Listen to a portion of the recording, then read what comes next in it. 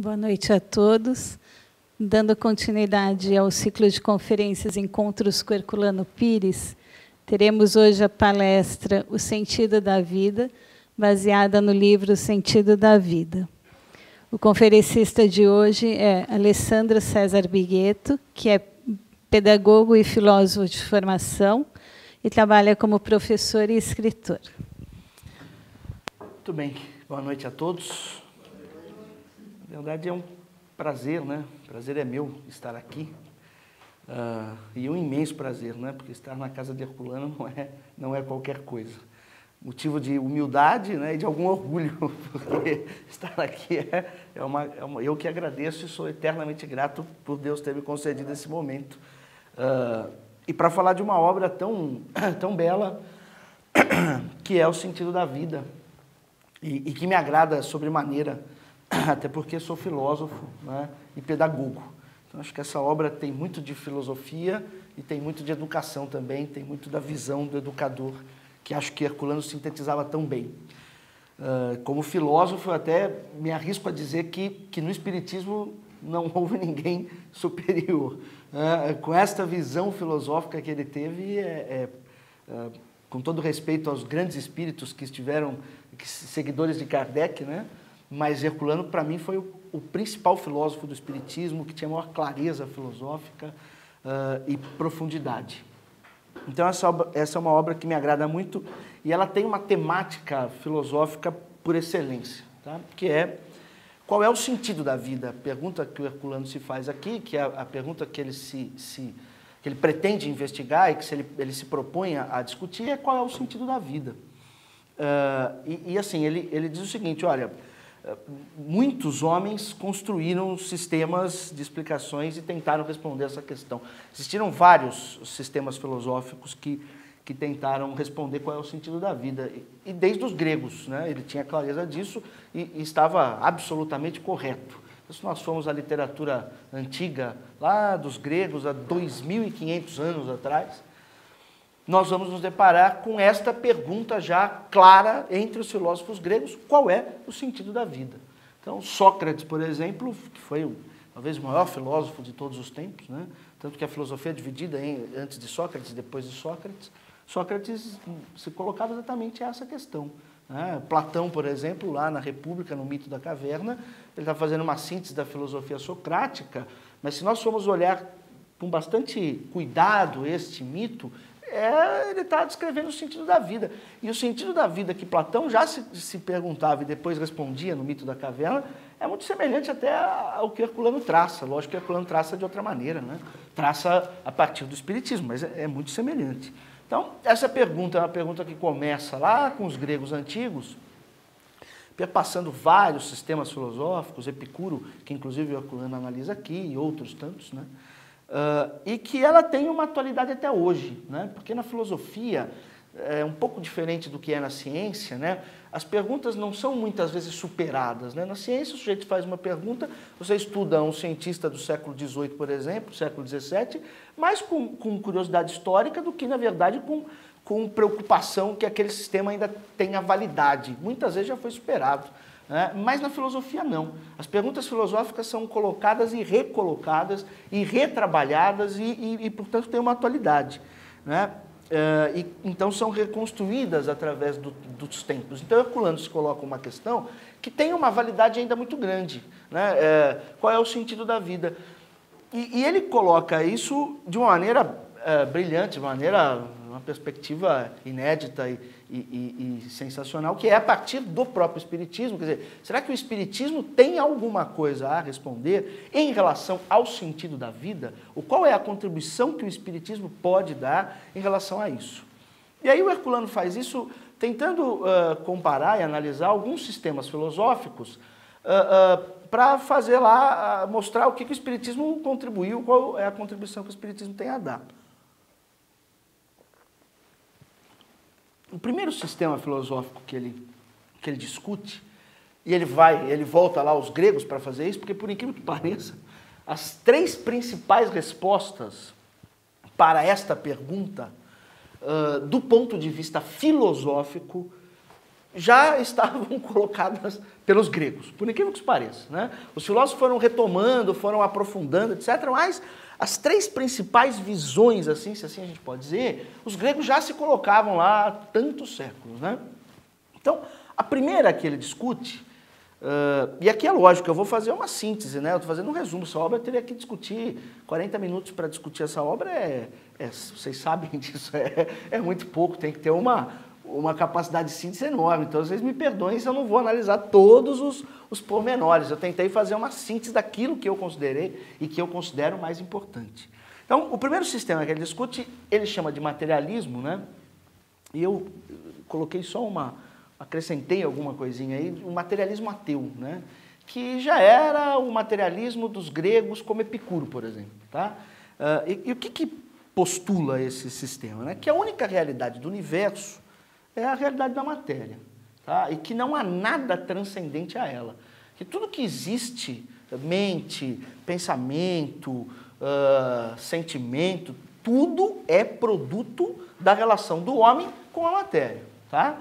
Então essa é a primeira perspectiva filosófica que ele enfrenta, tá? Então, nesse sentido, o sentido da vida, no sentido do materialismo ateu, né, é pensar a vida na perspectiva da finitude. Ou seja, nós nascemos, existimos para o fim, né? Não há nada que transcende a matéria, não há alma, não há mente que sobreviva, nada sobrevive. A nossa perspectiva é a perspectiva da finitude. Nós somos seres, até há uma frase famosa nesses filósofos, que é: somos seres voltados para a morte, destinados à morte, destinados à finitude. Nós fomos ler esses filósofos, há vários deles no mundo contemporâneo, por exemplo, não só entre os gregos, o que está escrito é: somos para finitude, né? Morremos, a perspectiva acaba, o ser acaba. Então, qual é o sentido para esses filósofos? O sentido é o seguinte: nós temos que ter coragem, não é, para assumir a perspectiva do fim. Então, se você pegar lá um filósofo muito caro ao mundo contemporâneo, inclusive o Herculano às vezes o cita, que é Heidegger, né, filósofo alemão, tal, super citado, super reconhecido no mundo acadêmico, ele vai dizer: ó, existem duas existências, existe uma autêntica e a inautêntica. A autêntica é aquela que se reconhece para o fim, né? Nós somos seres e o homem tem que assumir isso. O Heidegger vai dizer: a existência inautêntica é aquela do sujeito que não reconhece que ele é um sujeito para o fim, que não reconhece que ele é um sujeito para a finitude, para o nada, e ele tenta esconder isso, ele tenta fugir disso ao longo da sua existência, ele esconde, e quando ele se depara com a morte, ele tem medo, etc., ele cria especulações vazias para tentar fugir. O verdadeiro sujeito, o verdadeiro ser humano é aquele que reconhece que é um ser para o fim, assume isso na sua vida, e aí tem uma verdadeira vida de existência autêntica. Então veja, essa é a perspectiva do sentido da vida para esses filósofos, né? Eu aqui só peguei um exemplo de Heidegger, mas todos esses filósofos, mais ou menos, eles pensam dessa maneira. Então veja, vida do espírito imortal, existência de Deus, o que são para esses filósofos, né? São escapismos, são ilusões que o homem cria ao longo da sua existência para justificar, para tentar salvar, né, aquilo que não tem salvação, porque ele se sabe para a morte, pelo menos intuitivamente. Então, tudo isso é a criação da psicologia humana. Nós resolvemos isso nesta necessidade. Então, assim, de maneira muito ampla e genérica, este é o materialismo ateu, que pode assumir duas formas, ele tem duas formas. Eu também fiz isso de maneira muito ampla, que até está um pouco de acordo com aquilo que o Herculano está dizendo aqui, né? Essa minha divisão, não é uma divisão que eu criei, eu peguei um pouco daquilo que ele coloca aí.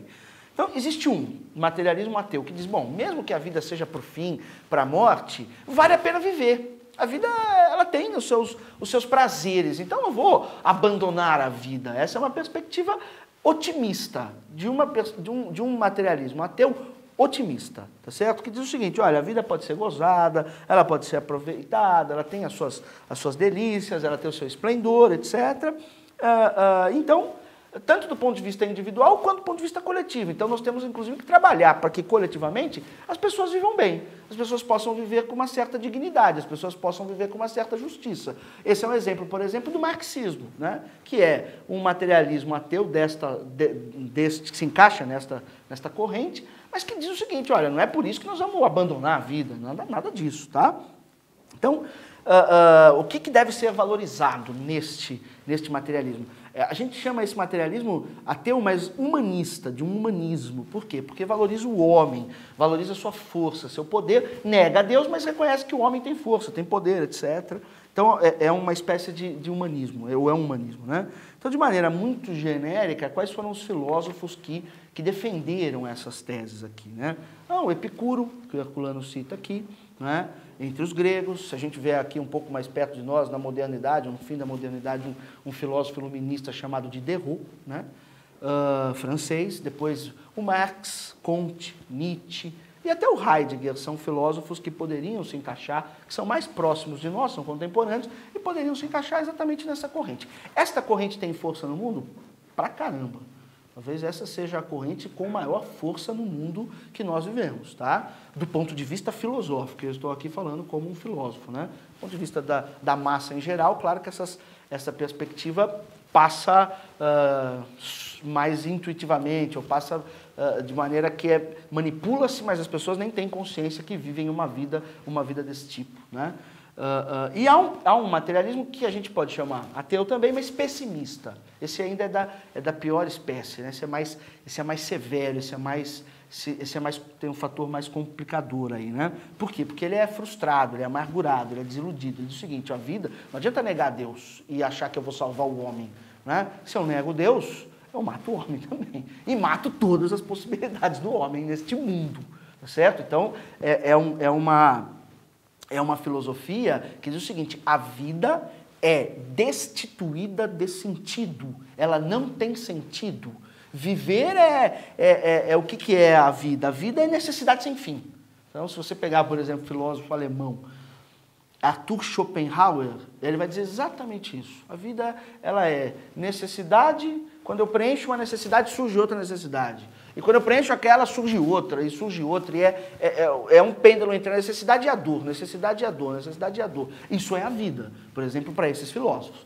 Então, o que a gente deveria pensar dessa filosofia, ou do sentido da vida? A vida é destituída de sentido, né?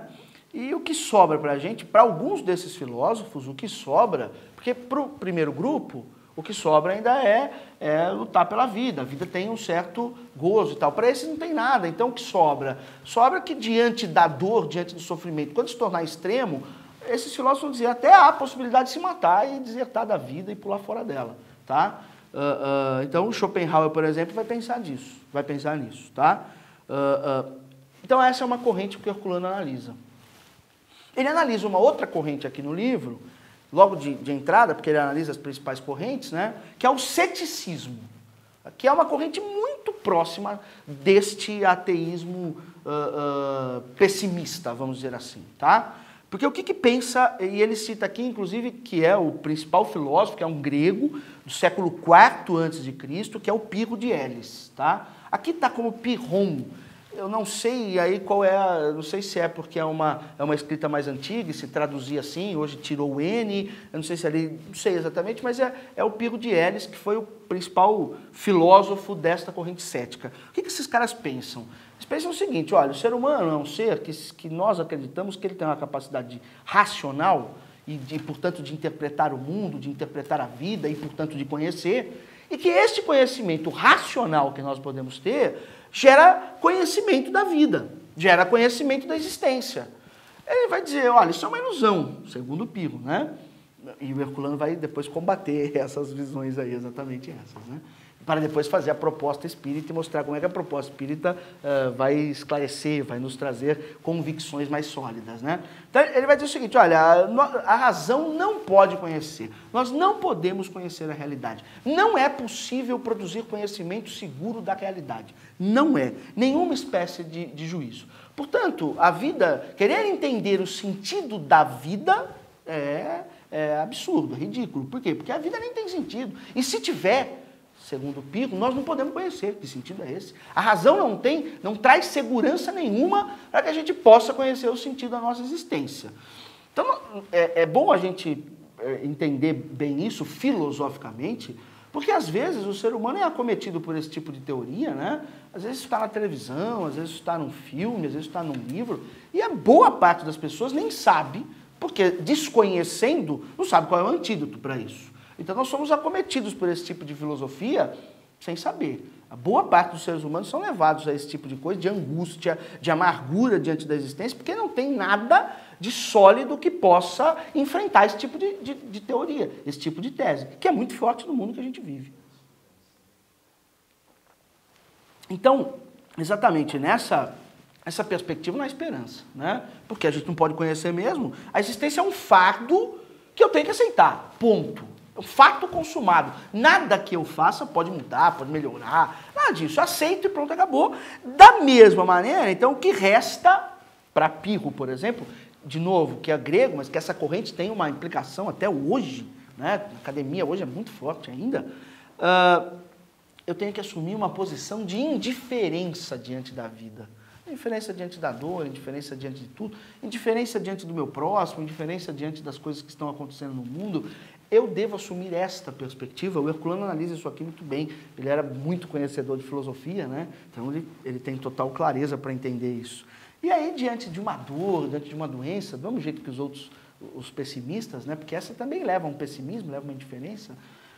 Bom, diante disso eu posso dissertar também da vida. Então há um filósofo, por exemplo, contemporâneo, que viveu agora no século XX, chamado Deleuze, o sobrenome dele Deleuze, que foi um filósofo que, diante das circunstâncias mais difíceis da vida, se matou. Já pensou? Né? Se você compara, por exemplo, com Sócrates, que tinha uma perspectiva da eternidade, né? Pelo contrário, né? Ele vai até o fim com brilhantismo e com dignidade de espírito para enfrentar. Né? Então, essas são as duas correntes principais que o Herculano se debate. E tem uma terceira que está aí e que está implícita na obra toda, e que vez ou outra ele faz uma crítica a ela, que é aquele espiritualismo empírico, ou espiritualismo intuitivo, que o Herculano diz na obra, que é um sistema que naturalmente ensina que o homem não é apenas um corpo, mas também é uma alma, né, que sobrevive a esse corpo, que além dos limites do mundo há um Deus, que é transcendente, etc., que é o espiritualismo que nós conhecemos, que está na filosofia, que também está na filosofia grega, desde lá da sua origem, mas que o Herculano vai dizer o seguinte, mas que esse tipo de espiritualismo, ele é um espiritualismo que faz afirmações que não são possíveis ser verificadas.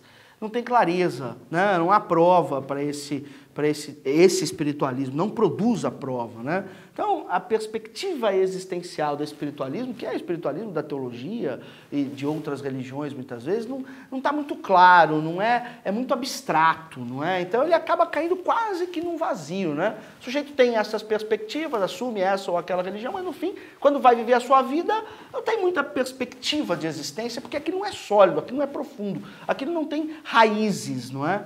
Então, é mais ou menos essas três correntes que eu acho que o Herculano analisa e que ele vai pontuar, primeiro descreve e depois faz uma crítica a essas três. Né? Ele vai dizer o seguinte, olha, a primeira perspectiva, então, que nós tratamos, que é do materialismo ateu, ele falou, não pode ser generalizada. Essa é uma perspectiva de poucos, alguns fortes, corajosos, iluminados, assim.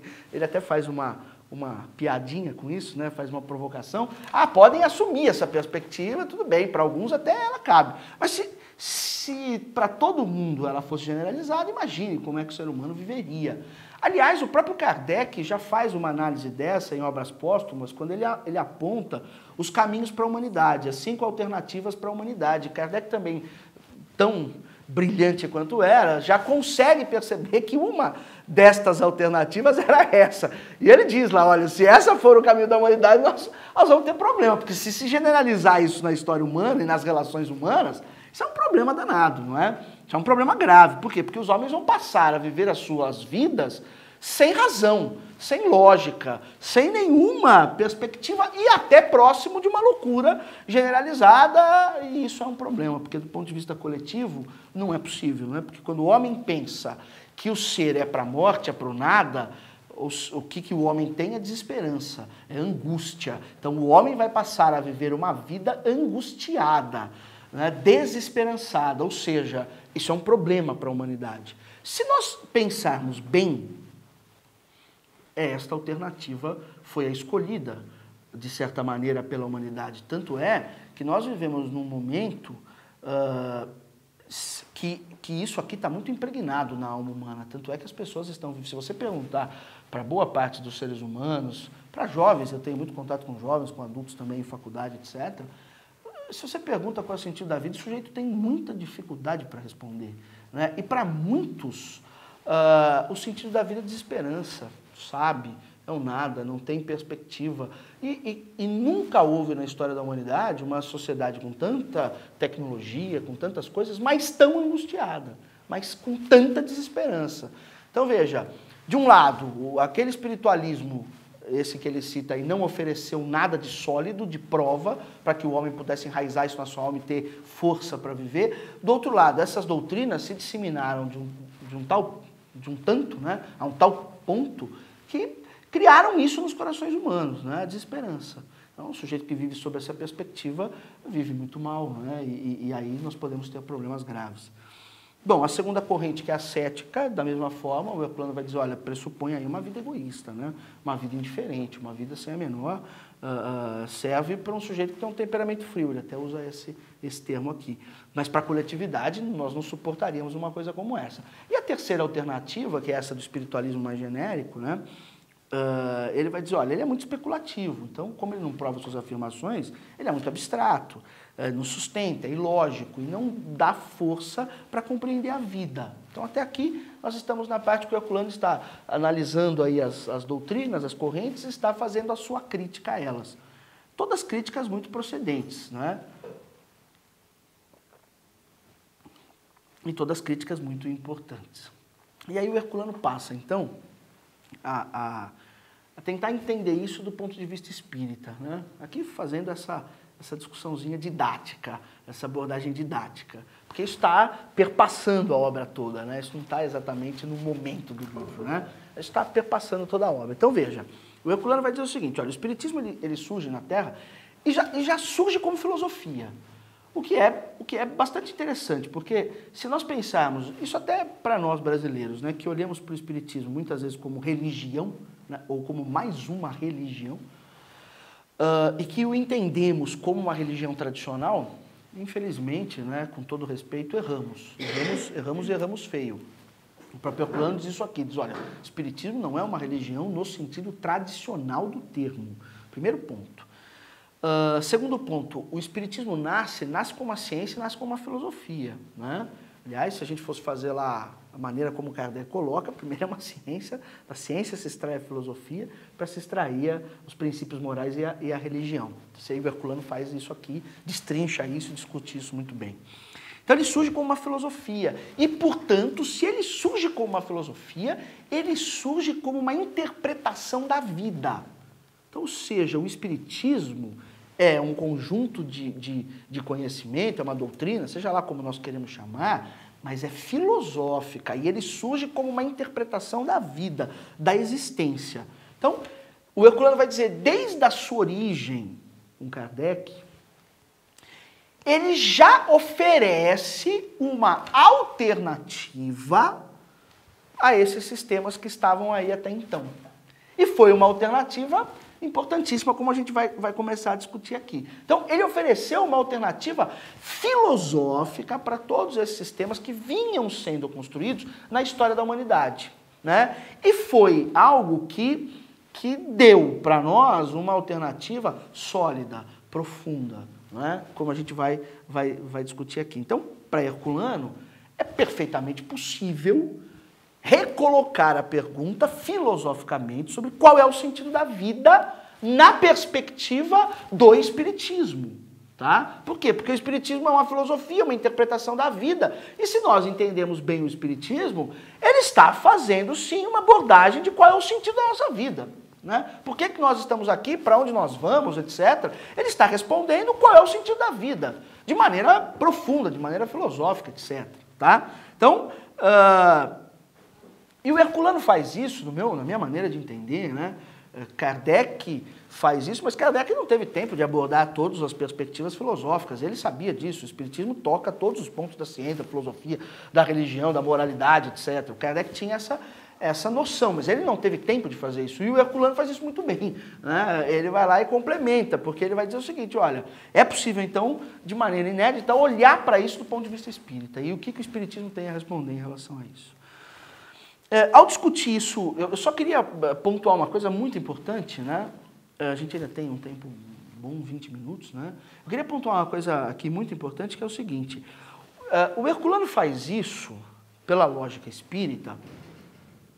Agora, é muito importante que a gente note que ele assume uma perspectiva aqui de filósofo, tá? Ele não está fazendo uma análise nesse livro aqui como um religioso faria uma análise de qualquer outro tema, tá? Ele está fazendo isso dentro de uma perspectiva filosófica, né? Não é exatamente como o Santo Agostinho fez com o cristianismo, mas poderíamos dizer que o Santo Agostinho foi o grande primeiro filósofo cristão, mas está dentro, tem muita semelhança entre o que o Agostinho faz e o que o Herculano está fazendo aqui. Então, ele faz isso à luz do Espiritismo, mas não faz, então, de forma da religião tradicional, não faz isso de forma autoritária, não faz isso de forma impositiva, não faz isso de forma dogmática, de maneira que nós tenhamos que engolir coisas a goela abaixo e aceitar sem questionar, sem pensar, sem refletir, etc. Então, ele faz como um filósofo. É muito importante que a gente pense isso, tá? Então, veja, e o que eu quero dizer como faz como um filósofo, né? Ele faz assim, olha, primeiro, ele verifica se as ideias espíritas se sustentam filosoficamente. Isso é uma coisa que ele faz o tempo inteiro na obra, né? Se são coerentes, tá? Se resistem a determinadas objeções. Então, você vê que o tempo inteiro ele está discutindo aqui com os homens do seu tempo se o Espiritismo resiste àquelas objeções que eram feitas e como resiste, e de que maneira resiste. Isso é brilhante, isso poucos fizeram, né? Poucos fizeram. Está na escala dos grandes aí, Leon Denis, ele, etc. Né? Então, veja, não se trata apenas, eu acho que isso é uma coisa que talvez o movimento espírita tenha que ganhar,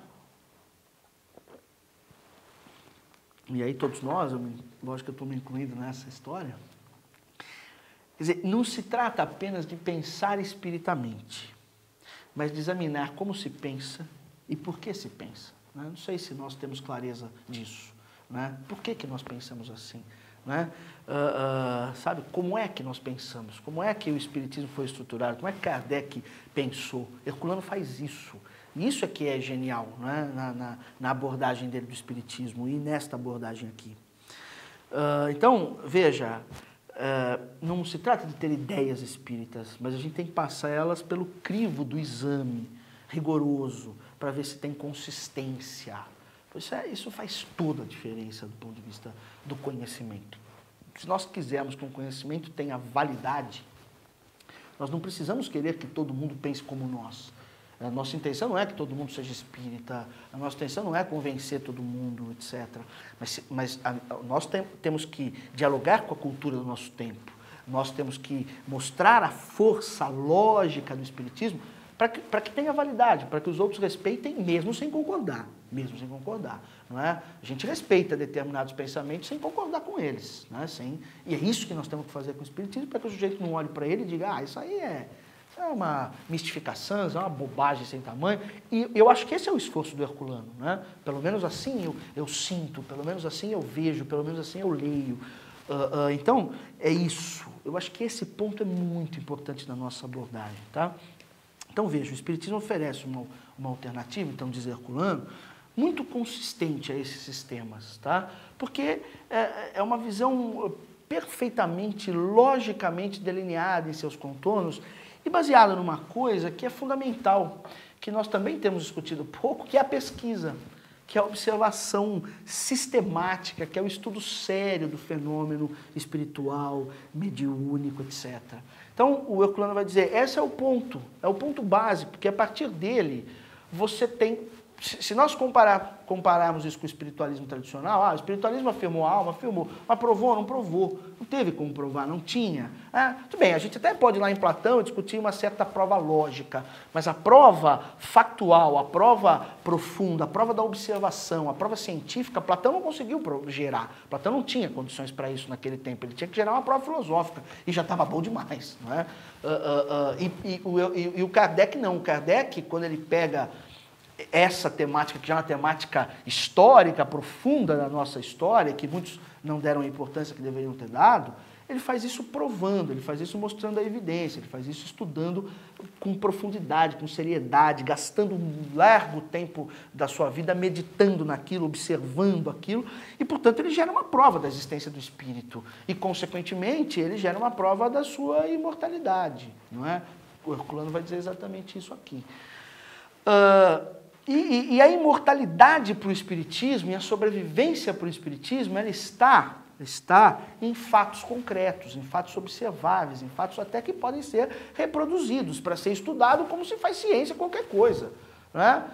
Sei lá, o objeto de estudo da química é o átomo, o objeto de estudo da ciência espírita é a evidência do espírito e a mediunidade. Tem como reproduzir? Tem, claro que tem. Tem como se estudar cientificamente? Claro que tem. Inclusive hoje você tem, já, embora não seja uma ciência oficial, você tem muita ciência sendo feita a partir disso no Brasil, fora do Brasil e até em universidades. Né? Então, o que o Herculano vai dizer? Então, naturalmente, o Espiritismo, ao gerar esta prova concreta, e que não é apenas lógica, mas é factual, ele destrói a perspectiva materialista. Né? E é muito importante dizer isso, porque, veja, era até o que Kardec dizia, né? O Kardec vai dizer o seguinte, olha, o principal inimigo do Espiritismo, se assim a gente pode ter, não são as outras religiões, porque as outras religiões, tudo certo com elas, né? O principal inimigo do Espiritismo, do ponto de vista teórico, é o materialismo. Porque o materialismo gera, dizia Kardec e dizia Herculano, esta perspectiva da existência que é o nada. E o ser humano, quando vive por nada, vive de qualquer jeito. E o ser humano não pode viver de qualquer jeito. Ele tem que assumir sua responsabilidade diante da existência, sua e dos outros. Ele tem que assumir a sua responsabilidade diante da vida. E se ele vive dessa maneira, ele não assume esta responsabilidade. Vejam bem, hein? Olha, isso é uma implicação profunda, não é? Então o Herculano vai dizer, ele acaba com a tese ateia, ele acaba com a tese cética e dá muito mais clareza, muito mais profundidade do que dá o espiritualismo empírico, vamos dizer assim. Vai chamando da maneira como ele chama, tá? Poderíamos chamar de outra forma, né? Então, por quê? Porque não dá como especulação, não dá como mistério, não dá como verdade, né? Racional, coerente, etc. Então, o espiritismo, nesse sentido, ele é realista. Ele até tem um capítulo aí que ele fala nem materialismo, nem idealismo. Realismo, né? Porque o Espiritismo faz isso de maneira factual, porque ele prova que a realidade não é apenas realidade material, mas você tem a outra realidade espiritual, e que esta realidade ela é fundamental na nossa existência, então ele é um realismo de forma mais ampla. Né? O materialismo olha para isso de maneira muito reducionista, e o espiritualismo do outro lado também. Então o Espiritismo mostra isso de forma racional, coerente. Então, a partir disso, nasce uma filosofia que interpreta a vida, que pode interpretar a vida, mas que pode interpretar o mundo e que pode interpretar os homens em suas relações. Inclusive, ele cita aqui o Emmanuel, né? E ele mesmo diz isso, olha aqui, o Espiritismo até poderia dar início a uma sociologia, porque é uma nova maneira de interpretar a relação do homem consigo mesmo, a relação do homem com o mundo, a relação do homem com Deus e a relação do homem com os outros homens. Então, portanto, poderia nascer um estudo sociológico disso. Né? Então, veja, olha só, por isso é que Kardec dizia, o Espiritismo toca todos os pontos da realidade. Ele está absolutamente certo, toca mesmo, não é? E ilumina mesmo, para valer. Sem desprezar, então o Espiritismo, diz Herculano, é a única doutrina filosófica que não despreza nenhum aspecto da realidade. Que não despreza nenhum aspecto da realidade e que mostra isso de forma coerente. Tá? Ainda tenho 15 minutos, dá tempo de fazer tudo o que eu tenho para fazer hoje aqui, se Deus me iluminar. Então, veja, o Espiritismo renovou a compreensão da vida, ensinando que o homem, aí eu vou fazer uma síntese do que ele mesmo está fazendo aqui, ensinando que o homem é resultado de uma longa elaboração do princípio inteligente no seio da matéria, né? E aí tem uma outra coisa muito interessante, mas ele vai dizer, bom, tudo bem, isso, claro, é isso mesmo, isso é a essência do Espiritismo, né? Então, veja, o homem não ser acabado. Isso faz toda a diferença do ponto de vista de entender o próprio espiritualismo, o próprio espiritismo, a própria alma humana. Porque se nós vamos ao espiritualismo tradicional, seja ele qual for, lá nós encontramos a alma acabada, né? Deus faz a alma acabada, ou seja, no espiritualismo grego, a alma está lá pronta. O Herculano vai dizer, não, não, não. Somos um conjunto de potencialidades que temos que, a partir das existências, temos que transformar isso em ato. Não é? Então há uma evolução. E compreender a evolução da alma desta maneira faz toda a diferença do ponto de vista de entender o próprio sentido da vida. Porque nós não somos seres acabados, nós somos seres que estamos nos fazendo, somos projetos à perfeição, à angelitude, seja lá como a gente queira chamar. Em algum momento, não dessa obra, mas de outras obras, o Herculano usa esse termo, né? Então veja, tudo no universo evolui. Então o espírito nasceu para aprender, nasceu para se desenvolver, nasceu para educar e ser educado. Então veja, ele une aí a perspectiva filosófica com a própria perspectiva educacional, porque no final das contas o sentido da vida é educar, se educar, educar o outro para a perfeição, para nos tornarmos seres perfeitos. Esse é o sentido da vida. Então veja, o Espiritismo, ele torna o sentido da vida claro. A partir da prova, a partir da relação do homem com os espíritos, ele vai tornando o sentido da vida claro, ele vai dando solidez para isso, ele vai dando uma nova perspectiva, né? Às vezes eu vou falando, eu vou me envolvendo, às vezes eu me emociono. Então vocês vão me perdoar se eu me emocionar qualquer coisa, né? Não quero que fique muito, né? Então veja, e aí o Herculano vai dizer, e aí analisando o universo, né? Então não tem como, né? Se eu entendo, se eu tenho a prova do espírito, se eu tenho a prova da sua imortalidade, os espíritos trazem isso pela lógica, observando o universo, que é de uma natureza perfeita, que é de uma natureza inteligentíssima, né? Harmonioso, etc., é um efeito inteligente, só pode ter uma causa inteligente, essa causa é Deus, naturalmente, né? Deus, então, como aquele que sustenta, etc.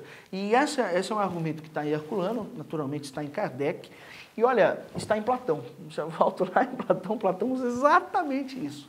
Veja que os espíritos estão trabalhando essa ideia há muitos milênios para nos educar, inclusive, né? Para que nós sejamos educados, né? Então, o Espiritismo ilumina uma nova visão de homem, não é? De alma, de evolução, uma nova visão de Deus, nesse sentido, e ilumina também uma nova visão de sociedade. É muito importante a gente entender isso. O Herculano não é um sujeito que fala só de Deus, da alma, etc., de forma metafísica. O Herculano também fala do homem na relação com os outros homens. Está aí o reino. E ele fala isso aqui nesse livro. Há um capítulo desse livro em que ele fala exatamente disso. Homem na sua relação com os outros homens.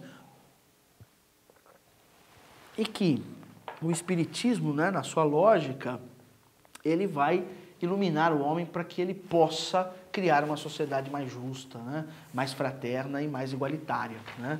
Então, por quê? Porque a visão espírita ela pode ajudar o homem a entender os laços profundos que ligam ele aos outros homens, né, que liga ele à sua paternidade divina verdadeira, que mostra os laços do espírito. Então, nós todos somos ligados por laços profundos existenciais. Então, nós não podemos criar uma sociedade desigual, desumana, né? O Espiritismo contribui para uma consciência humana. Ele até compara com Marx aqui, né, na obra, ele vai dizer, o marxismo falou de consciência de classe. Não, não, não. Consciência de classe é algo excludente, eu quero falar de consciência humana, não é? E do ponto de vista religioso também.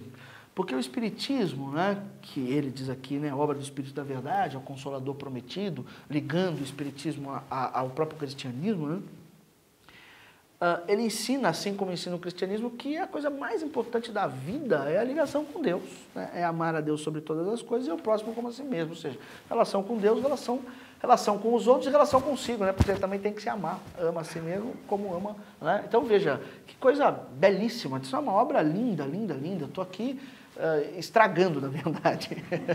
Os dois me desculpem, eu fui chamado para estragar, mas não tem jeito. Então, é uma coisa maravilhosa, né?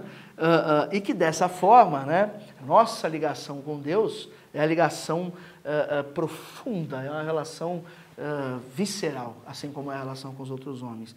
E aí ele vai dizer o seguinte, nesse sentido, aquilo que agrada mais a Deus, né, ele até cita isso no final do capítulo, né, aquilo que agrada mais a Deus não é adorar a Deus no sentido de como se adora as religiões tradicionais, mas o que mais agrada a Deus é a busca pela verdade e pela justiça, né?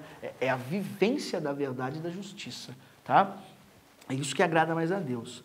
Então, e aí ele vem fazendo nesse momento ele vem fazendo uma síntese belíssima do Espiritismo, mostrando aí tudo aquilo que o Espiritismo contribui para a gente entender a perspectiva da vida, da existência, né? Veja, nossa vida tem um sentido maravilhoso, lindíssimo, né? De evolução, de busca, de crescimento, de se educar e educar o outro, de caridade, de amor a Deus, ligação existencial profunda com aquilo que é cósmico. Coisa, né? Então, a morte, ele vai dizer, né? Como o Espiritismo diz, não é nada, é simplesmente um processo de encarnação, né? É o desprendimento do mundo material, é a vivência da vida, da nossa vida original. E, nesse sentido, os espíritos passam por encarnações sucessivas e progressivas rumo à perfeição.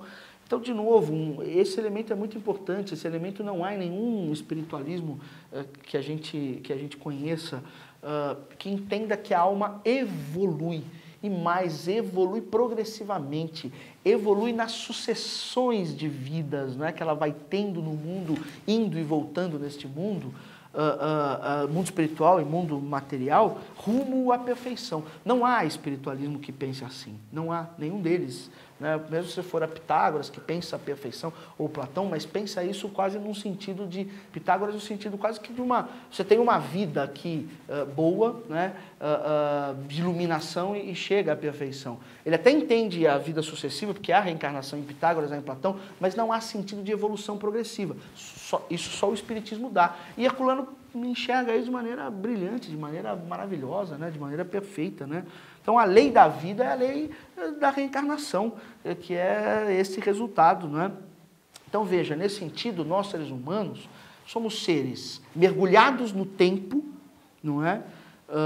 Mas também estabelecemos relações de espíritos, com os espíritos, somos seres interexistenciais, né?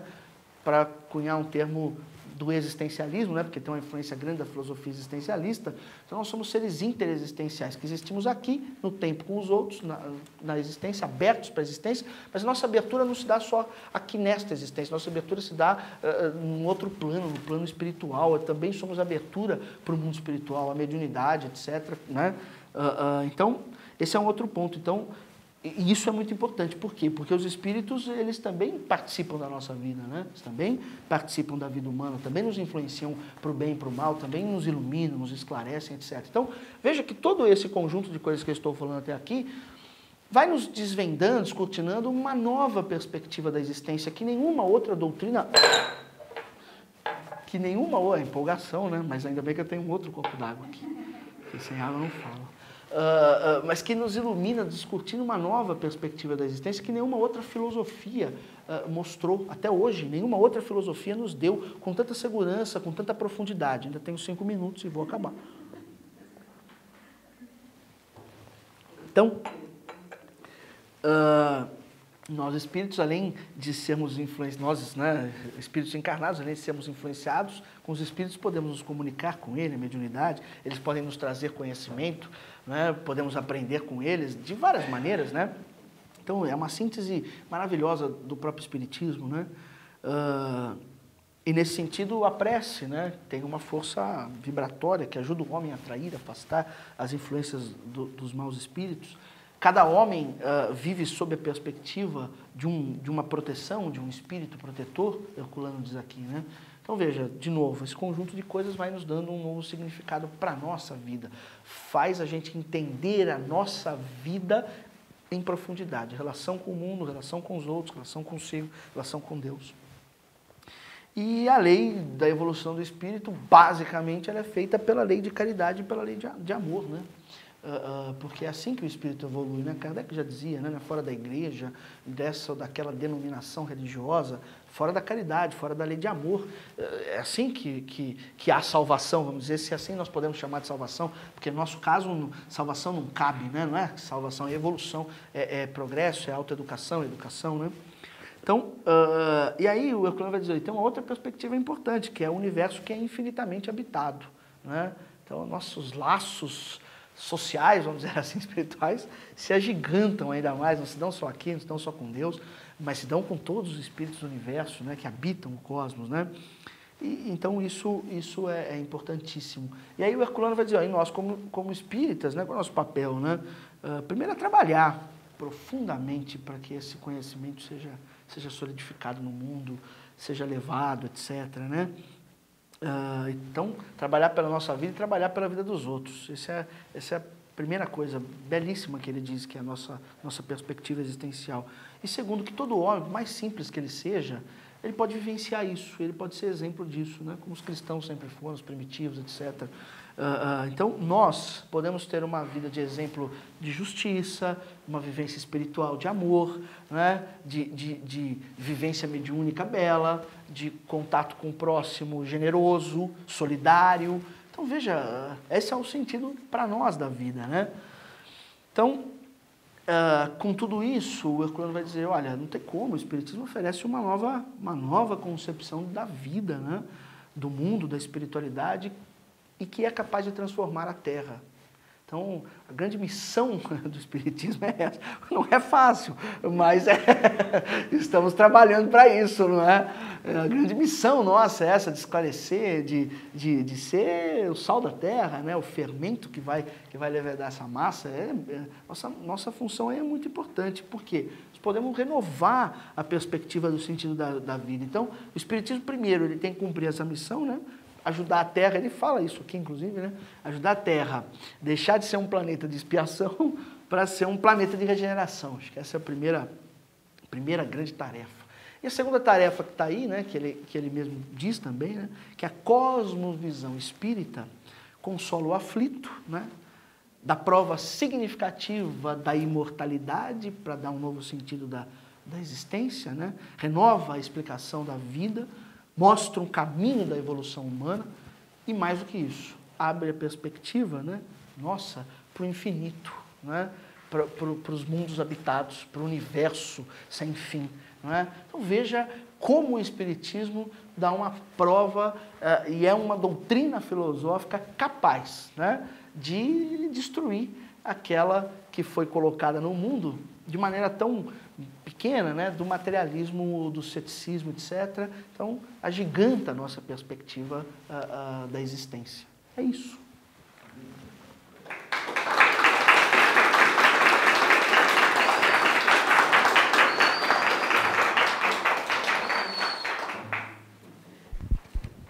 Gostaria de pedir para quem quiser fazer perguntas, pedir o microfone, por favor.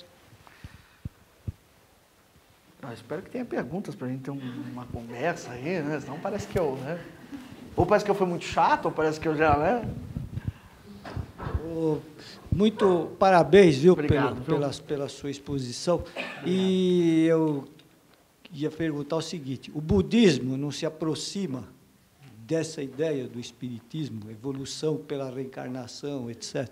Olha, eu diria o seguinte, o budismo se aproxima em muitas perspectivas. Agora, quando a gente vai estudar lá o budismo, porque, primeiro, a ideia de evolução, né, nesse sentido, do trabalho, do esforço, das vidas sucessivas, etc., da caridade, do amor e do esforço que a gente tem que fazer individual e coletivo para a evolução, o budismo não tem. Porque esse é um conceito ocidental. E somente ocidental. Os orientais não têm conceito, eles têm um conceito de iluminação. Você vê que Buda, né, quando ele atinge o estado do nirvana, do budismo, sei lá, ele está no processo de meditação. E na meditação, na superação, etc., da meditação, ele atinge esse estado de iluminação, enfim. Não há um conceito de evolução. Acho que já começa daí que não daria para a gente aproximar, nesse aspecto, o espiritismo do budismo. Se aproxima em outros aspectos? Sim. Né? Eu acho que o espiritismo se aproxima mais das filosofias de Platão e de Pitágoras, por exemplo, do que se aproxima do budismo. Porque são doutrinas nascidas com a mentalidade do ocidental. E não adianta, o espiritismo é uma doutrina filosófica que está calcada nos pilares do pensamento filosófico ocidental. Né? Então, eu acho que aí a gente teria muita dificuldade para isso. O budismo não... Agora, lógico, é uma doutrina bonita, sem dúvida que é, né? Mas há elementos que só o espiritismo tem e o budismo não tem. Por isso, eu acho que há tanta virtude em Kardec, né? Na maneira como ele interpreta a vida, porque senão a gente poderia dizer, mas o budismo já fez, né? Fez em partes, mas não com a profundidade de Kardec. E aí Herculano vê isso muito bem, né? Então, acho que é isso. Né?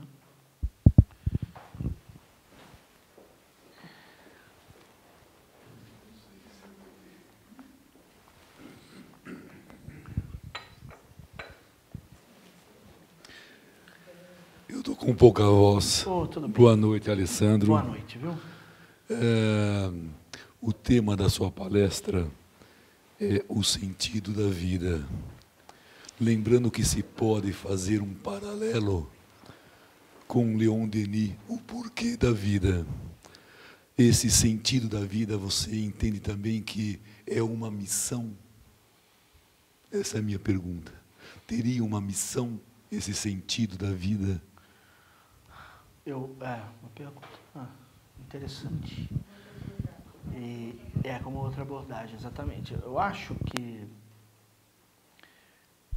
o sentido da vida pode ser uma missão, sim.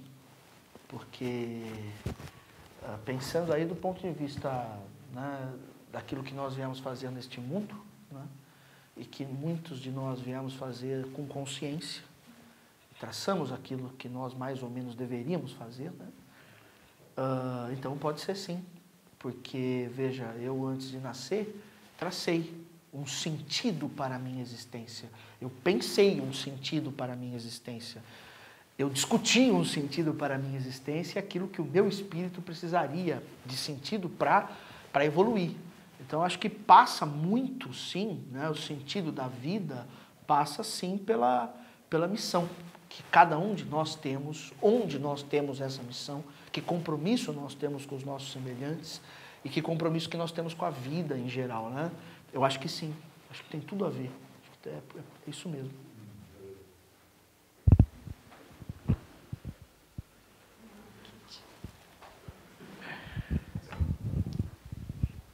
Você comentou muito sobre o lado educacional. Temos que nos educar e educar também os nossos companheiros de jornada, que é uma coisa que acho que todos nós concordamos, admiramos e tentamos. Agora, o espiritismo, ele não defende a ideia do proselitismo, que seria, de certa forma, um processo educativo um pouco mais ativo, digamos assim. Como você vê essa possível contradição? Eu não vejo isso... Como é que você chama? Sérgio, eu não vejo isso como uma contradição, não. Porque eu acho que a maneira de educar proselitista foi uma maneira de educar histórica das religiões tradicionais. E pensando, para ser muito simples aqui, pensando na perspectiva que o Espiritismo não adota. Qual perspectiva é? Fora da igreja não há salvação. Se eu estou com a verdade, você não está. Né? Então, veja, dentro desta perspectiva, para educar o outro, eu preciso fazer proselitismo. Então, se eu pego lá um protestante, né, de formação, dentro da mentalidade que o sustenta, ele precisa convencer o outro, porque só levando o outro à crença que ele tem, ele salva o outro. O católico pensa da mesma maneira, o muçulmano pensa da mesma maneira, então aí esse é um problema. Então, sim, nesse sentido, a educação tem que ser levar o outro a acreditar naquilo que eu acredito para salvar. Porque se salva por crença. Por crença. Esse é um problema. O Espiritismo não pensa, primeiro, que nós salvamos por crença. Ele pensa que nós salvamos pelo amor ao próximo, pela caridade, pelo trabalho, assim, falando de maneira muito simples. Qualquer doutrina, qualquer forma de educar pode levar a isso. São Francisco de Assis, por exemplo, um católico, mas que pensava com essa cabeça e com esse espírito, educou tantas almas sem necessariamente fazer um proselitismo, né? Martin Luther King, da mesma maneira, os grandes espíritos da mesma maneira. Por quê? E aí tem uma questão que visceralmente separa o espiritismo das religiões tradicionais. Kardec diz isso, a verdade, ela está em toda parte. Ela se manifestou em todas as religiões, em vários sistemas filosóficos. Então, não necessariamente eu preciso educar numa doutrina A, B, X, Y, Z, uma vez que Deus se manifesta, que a verdade se manifesta em toda parte. Há uma verdade no islamismo, há uma verdade no cristianismo tradicional, embora tenha um monte de problema, mas há uma verdade ali, é uma verdade que tenha se manifestado universalmente quase. Né? Quase não, Kardec diz isso. Então, não preciso fazer proselitismo, não. Eu posso nem defender nenhuma bandeira para ensinar o sujeito a amar o seu próximo. Eu não preciso defender nenhuma bandeira para ensinar que ele tem que trabalhar pelo seu próprio progresso, para ensinar que ele tem que trabalhar por uma visão justa, para ensinar a amar a Deus, por exemplo. Né? Porque eu posso amar a Deus em qualquer canto, eu posso amar num templo, posso amar na minha casa. Ou seja, então eu não preciso de uma doutrina específica para, e Kardec entendeu isso muito bem, e eu acho que o Herculano entendeu isso muito bem. E penso o seguinte, aí isso é o meu pensamento, poucos espíritas entendem dessa maneira, poucos. Tanto que o próprio Herculano, né, até uma coisa até interessante, o pior inimigo do espiritismo é o próprio espírita. Por quê? Por quê? Porque não compreende. Isso que eu estou dizendo agora, que o Herculano diz, que muitos, né, poucos espíritas aceitam esse negócio. A gente acaba tendo uma relação com o espiritismo como religião confessional. O espiritismo não é uma religião confessional. O espiritismo não é uma religião à moda das religiões tradicionais. Né? O espiritismo é uma religião com outra característica. Está muito mais próximo de um tipo de religiosidade que o iluminismo pensou no século XVIII do que das religiões tradicionais, por exemplo. E aí cabe a verdade, então pode ser qualquer uma, entende isso? Então não há contradição. Podemos educar espiritamente, ser sujeito a ser espírita. Que amar a Deus, compreender o sentido da vida, trabalhar pelo bem, qualquer um pode. Em qualquer canto do mundo. Até, e o Herculano diz isso aqui, hein, no final lá desse capítulo, até um ateu pode. Né? Até um ateu pode. Se ele trabalhar pela verdade e pela justiça, às vezes ele vai estar trabalhando mais por Deus do que o que acredita em Deus e não está trabalhando pela verdade, está trabalhando para enganar o outro. Exatamente, ele tem mais mérito. Isso, ele não está esperando nada em troca, ele está fazendo por amor à humanidade e, consequentemente, quem ama a humanidade ama a Deus também, de certa maneira, né? Pela justiça, né? Aquilo que dizia Jesus, se fizer o bem a um dos pequeninos aí, dos meus, faz a mim também, faz a Deus também. Ou seja, eu acho que essa é um pouco a perspectiva, né? Alessandro, você com muito brilhantismo mostrou como uma obra pequena, escrita numa linguagem aparentemente simples, coloquial, mas que é como um iceberg, tem uma profundidade ali para baixo daquela superfície, e que mesmo muitos aqui que conviveram no dia a dia com Herculano, tenho certeza que viram mais coisas agora do que poderiam ter relacionado antes. Fala, puxa, é mesmo, e como era profundo, e a gente não percebia tudo. Às vezes santo de casa não faz milagre. Exatamente, exatamente. E que ele teve a felicidade de deixar nos livros. Você comentou sobre o sentido da vida na filosofia grega e ao longo de toda a filosofia foi perdendo um pouco isso, ficou discutindo outras questões, né? Mas o sentido da vida, na filosofia, eu tenho visto que está sendo retomado por várias vertentes. E, recentemente, um ex-ministro da Cultura da França, Jean-Luc Ferret, lançou um livro sobre esse, o sentido da filosofia, em que fala que é isso, a filosofia tem um sentido de viver bem. De viver bem, ensinar a viver bem, e resgatando o sentido grego que é herculano. Você muito bem também pontuou que Herculano demonstra e mostra e chama atenção como que o Espiritismo dialoga com o seu tempo, com os pensadores do seu tempo. E o Herculano tinha uma preocupação muito grande em fazer isso.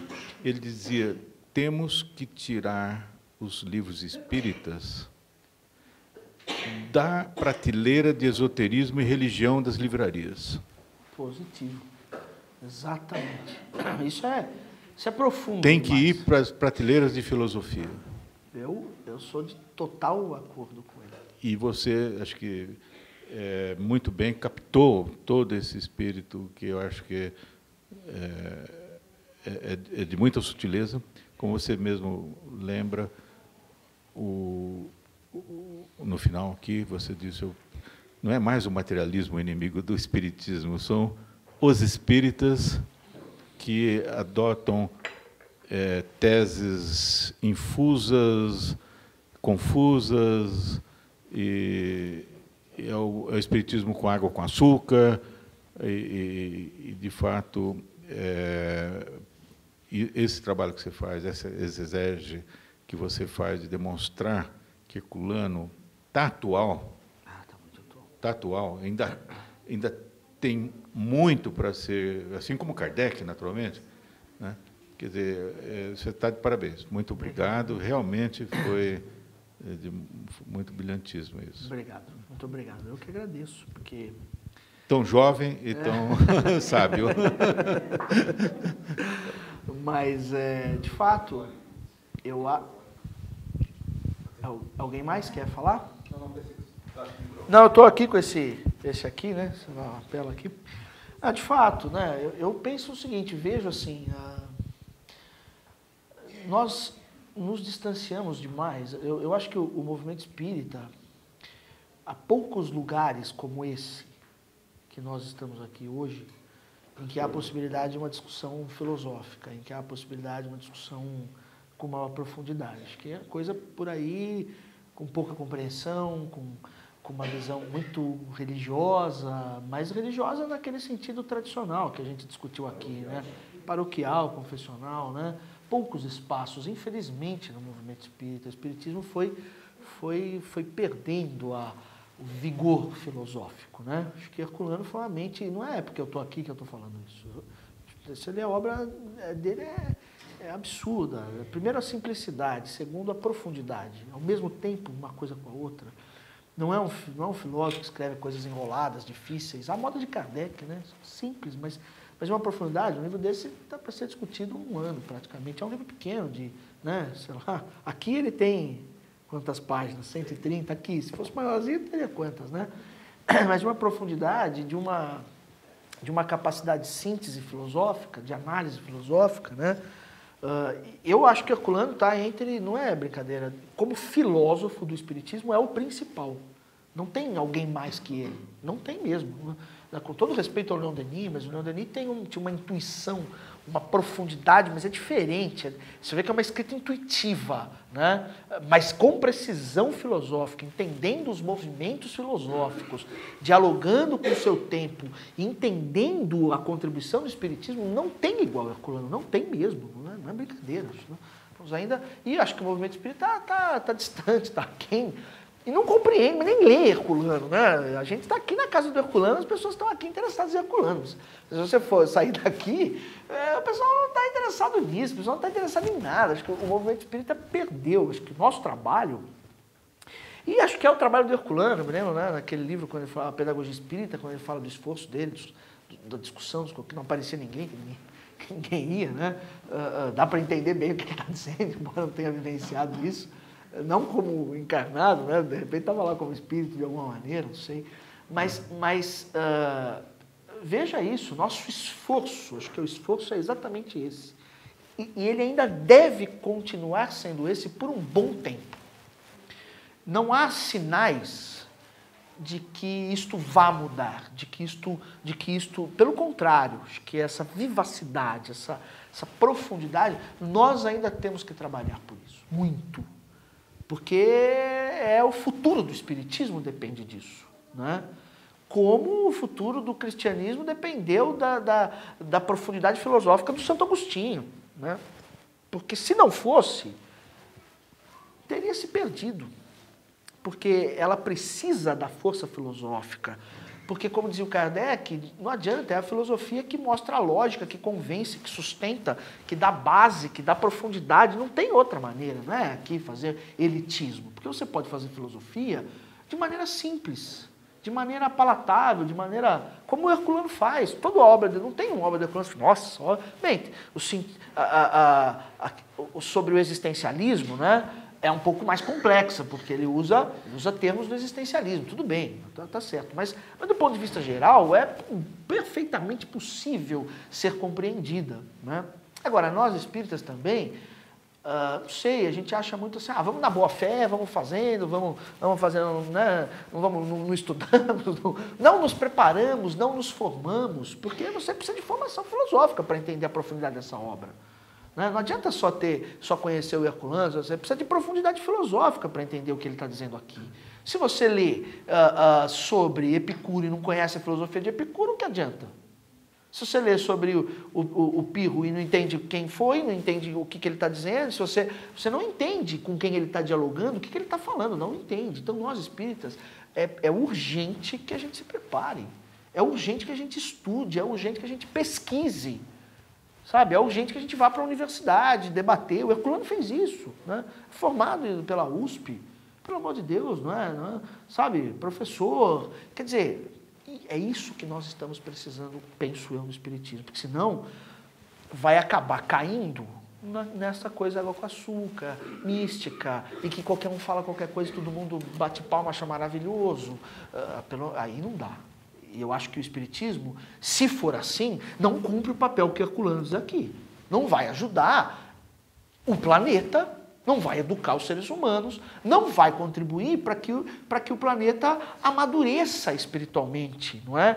Para que haja um passo além no processo evolutivo. Não vai contribuir para a mistificação. Contribui para quê? Não contribui para nada. Não contribui para a nossa perspectiva, o nosso papel no infinito, sabe? Não contribui. Então, acho que aí é urgente.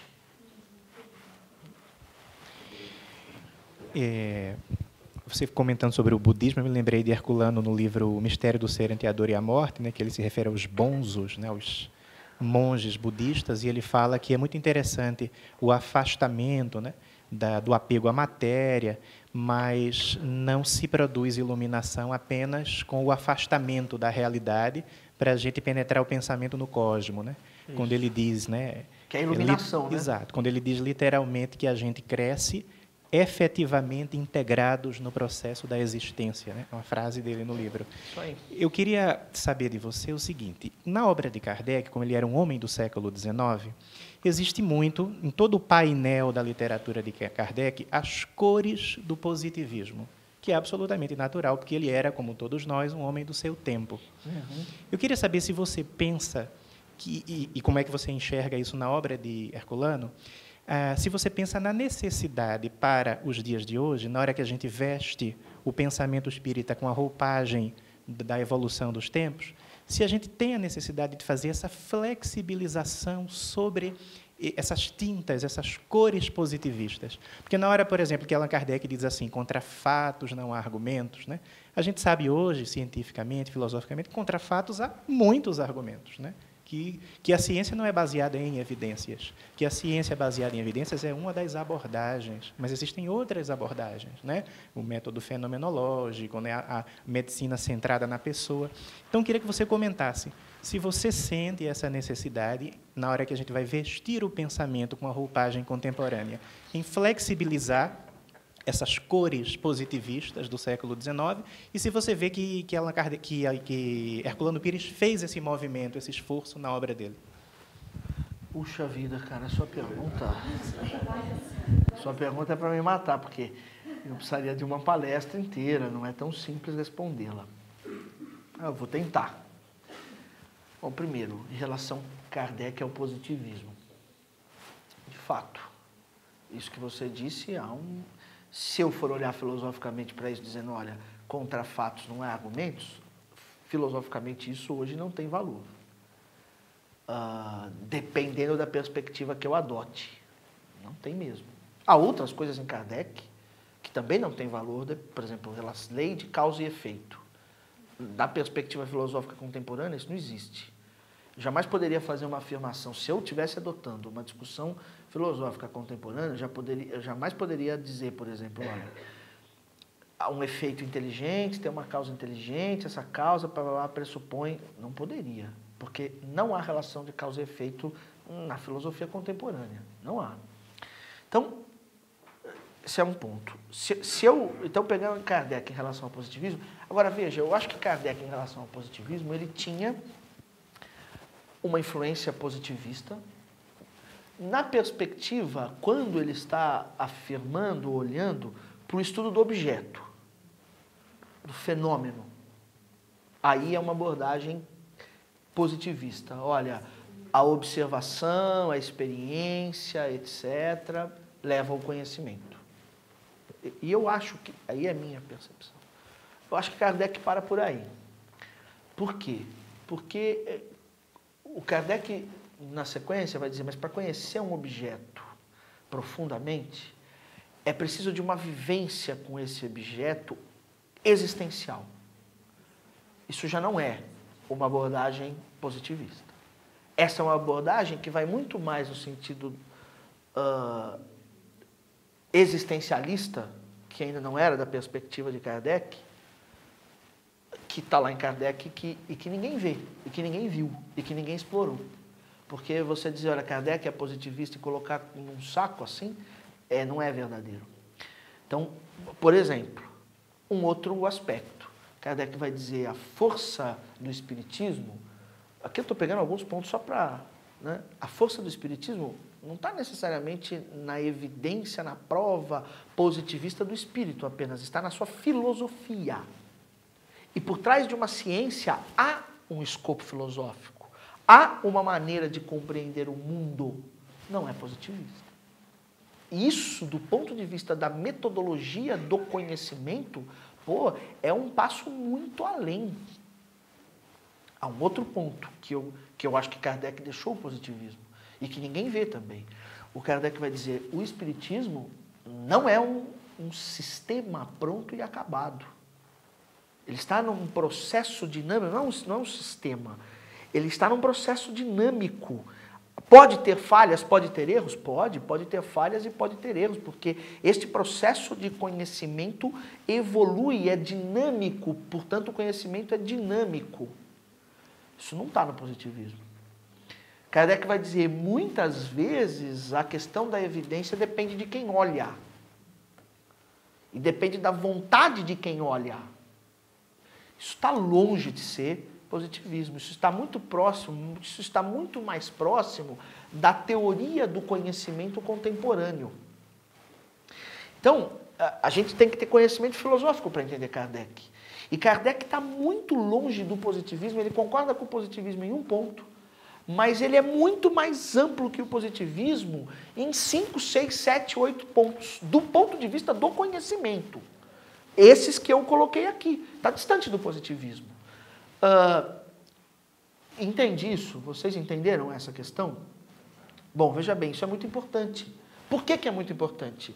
Porque não há nenhuma obra, Herculano faz isso, mas ainda não há nenhuma obra que analise essa questão em Kardec, ou estas questões em Kardec. Eu penso nisso há muito tempo e estou trabalhando silenciosamente. Precisa ser silencioso. Senão aí é problema, não quero nem ser taxado ou qualquer coisa assim. Mas estamos trabalhando, eu tenho uns 5 minutos, chego lá, para acabar de responder. Então veja, o Herculano faz isso por quê? Porque ele também dá um passo, no sentido até de entender Kardec, que Kardec não era este positivista, tá? E não era mesmo, Kardec está muito além. Veja, E está além das teorias de conhecimento do seu tempo. Está além. Dá até para comparar Kardec com alguns teóricos contemporâneos de teoria do conhecimento, com Popper. Entendeu?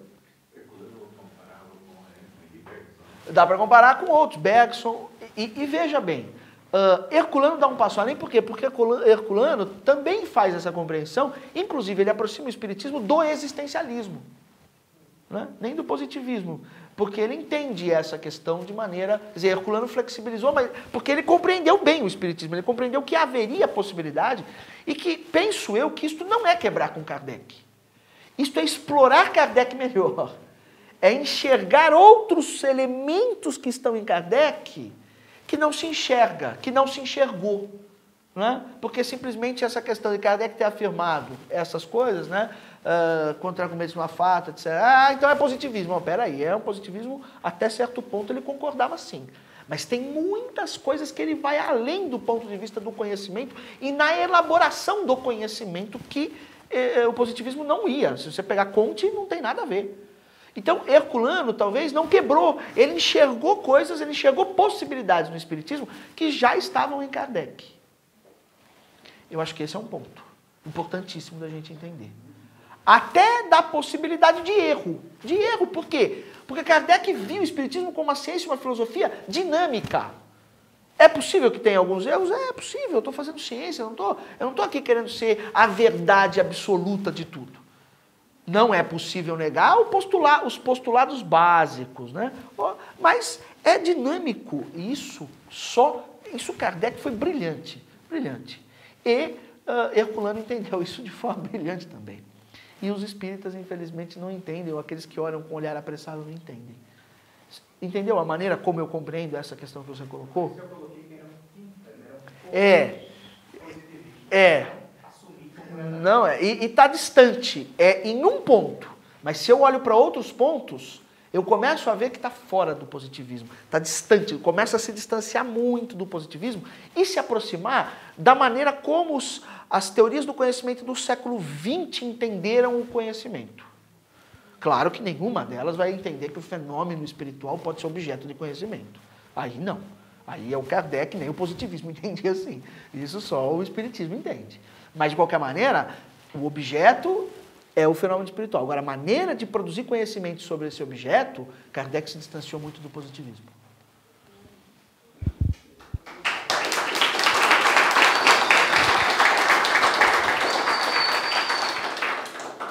Bom, então, nós gostaríamos de agradecer o Alessandro pela palestra, agradecer a presença de todos e falar que a próxima palestra vai ser no dia 30 de julho, com Marcelo Henrique, e o tema vai ser Herculano, o filósofo e o poeta. Boa noite.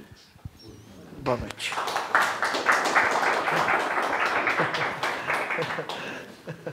Obrigado.